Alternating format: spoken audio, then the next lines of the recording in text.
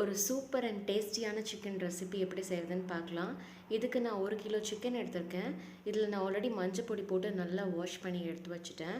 இப்போ இதை நம்ம மேரினேட் பண்ணிக்கலாம்.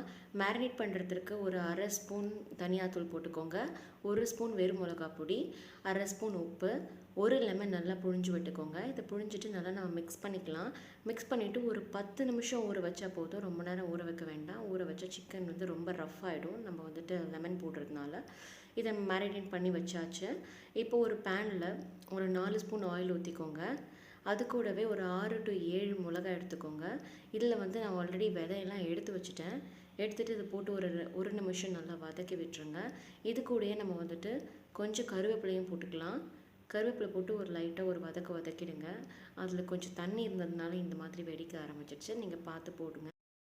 இது கூடவே நம்ம 25லேருந்து 30 சின்ன வெங்காயம் ஆட் பண்ணிக்கலாம். இந்த டிஷ்ஷுக்கு டேஸ்ட் கொடுக்குறதே பார்த்திங்கன்னா இந்த சின்ன வெங்காயம் தான். நம்ம எந்த டிஷ்ஷில் சின்ன வெங்காயம் போட்டாலும் அவ்வளோ டேஸ்ட்டாக இருக்கும். இப்போ நம்ம கிரேவி கன்சிஸ்டன்சியில் பண்ண போகிறதுனால நான் ஒரு பெரிய வெங்காயமும் ஆட் பண்ணிக்கிறேன். அதை ஆட் பண்ணி நல்லா இந்த மாதிரி வதக்கி விட்டுட்டே இருங்க. ஒரு 2 மினிட்ஸ் ஆனதும் இந்த மாதிரி கலர் சேஞ்ச் ஆகிடும். அப்போ நீங்கள் இஞ்சி பூண்டு விழுது 2 ஸ்பூன் ஆட் பண்ணிக்கோங்க. இதை ஆட் பண்ணிவிட்டு இதையும் நல்லா வதக்கி விட்டுட்டே இருங்க. நீங்கள் வெங்காயம் போடுறதுக்கு முன்னாடி இதை போட்டு அடி பிடிச்சிடும். ஸோ வெங்காயம் போட்டதுக்கப்புறம் போடுங்க. ஸோ 2 மினிட்ஸ் கழித்து அந்த பச்சை வாசனை போயிடும். போனதுக்கப்புறமா நம்ம ஒரு 1/4 ஸ்பூன் மஞ்சள் பொடி ஆட் பண்ணிக்கலாம். அது கூடவே 1 spoon red chilli powder add பண்ணிக்கலாம். நம்ம ஆல்ரெடி மேரினேஷனில் ஆட் பண்ணதுனால அதுக்கு எவ்வளோ உங்களுக்கு காரம் வேணுமோ அதுக்கேற்ற மாதிரி அட்ஜஸ்ட் பண்ணி நீங்கள் ஆட் பண்ணிக்கோங்க. நீங்கள் நிறைய காரம் சாப்பிடுவீங்கன்னா இன்னொரு ஸ்பூன் கூட நீங்கள் போட்டுக்கலாம். பட் இதுவே 1 kg சிக்கனுக்கு கரெக்டாக இருக்கும். இந்த ஸ்டேஜில் பார்த்தீங்கன்னா நம்ம ஆல்ரெடி மேரினேட் பண்ணி வச்சுருந்தோம்ல, கலந்து வச்சுருக்க சிக்கனை நம்ம ஆட் பண்ணிக்கலாம். இந்த சிக்கனை நீங்கள் 10 நிமிஷம் மேலே ஊற வைக்காதீங்க. நீங்கள் லெமன்ஸ் ஆட் பண்ணல அப்படின்னா நீங்கள் 10 நிமிஷத்துக்கு மேலே தாராளமாக ஊற வச்சுக்கலாம். பட் லெமன் ஆட் பண்ணிங்கன்னா 10 நிமிஷத்துக்கு மேலே ஊற வைக்க வேண்டாம். ஏன்னா சிக்கன் ரொம்ப ஒரு மாதிரி நாராக ஹார்ட் ஆகிடும். ஸோ இந்த மாதிரி நீங்கள் கலக்கி விட்டுட்டே இருங்க. ஹை ஃப்ளேமில் வச்சுட்டு ஒரு 3 to 4 நிமிஷம் நீங்கள் கலந்தீங்கன்னா நல்லா சிக்கன் சுருங்க ஆரம்பிச்சிடும். அதுக்கப்புறம் நம்ம ஆல்ரெடி கட் பண்ணி வச்சுருந்த ஒரு தக்காளி போட்டால் போதும். அதையும் நம்ம போட்டுட்டு நல்லா மிக்ஸ் பண்ணி விட்டுட்டே இருக்கலாம். இதுக்கு தண்ணியோ எதுவுமே நீங்கள் ஆட் பண்ணவே வேண்டாம். இந்த தக்காளியிலேருந்து வர தண்ணியே போதும்.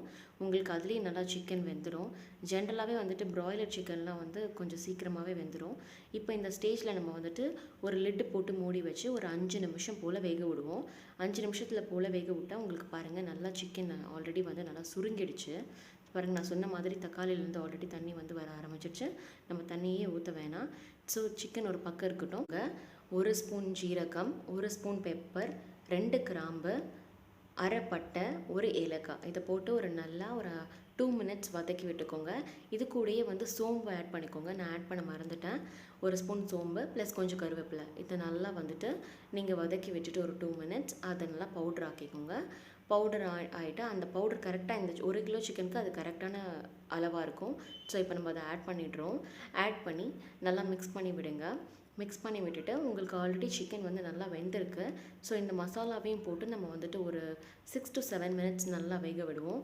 நீங்கள் லிட்டு போட்டு மூடி வேக வச்சுக்கோங்க. வேக வச்சுட்டு பார்த்தீங்கன்னா உங்களுக்கு கரெக்டான பதத்தில் குக் ஆகிடும்.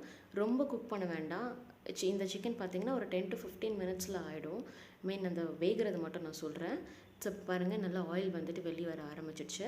இப்போ நீங்கள் உப்பு பார்த்து நீங்கள் கரெக்டாக இருக்கான்னு போட்டு பார்த்துக்கோங்க. அதுக்கேற்ற மாதிரி அட்ஜஸ்ட் பண்ணி உப்பையும் ஆட் பண்ணிக்கோங்க. ஆட் பண்ணிவிட்டு நல்லா மிக்ஸ் பண்ணி விட்டுருங்க. இப்போ இதுக்கு நம்ம கடைசியாக இதோட டேஸ்ட்டை இன்னும் கொஞ்சம் கூட்டுறதுக்காக நம்ம ஒரு தாளிப்பு கொடுக்க போகிறோம்.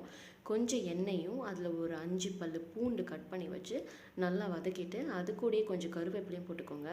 போட்டு நல்லா வதக்கிட்டு பூண்டு கலர் மாறின உடனே நீங்கள் அதை எடுத்து இந்த கிரேவியில் ஆட் பண்ணிடலாம். ஆட் பண்ணிவிட்டு ஒரு 2 மினிட்ஸ் போல் நீங்கள் ஸ்டவ்வில் வச்சுட்டு இறக்குனீங்கன்னா சூப்பரான கிரேவி ரெடி. இது ரைஸ்க்கோ, சப்பாத்திக்கோ, இல்லை பராத்தாக்கோ எல்லாத்துக்குமே செம்மையாக இருக்கும். நீங்களும் இதை ட்ரை பண்ணிவிட்டு எப்படி இருக்குன்னு கண்டிப்பாக கமெண்ட்ஸில் ஷேர் பண்ணுங்கள். தேங்க்யூ.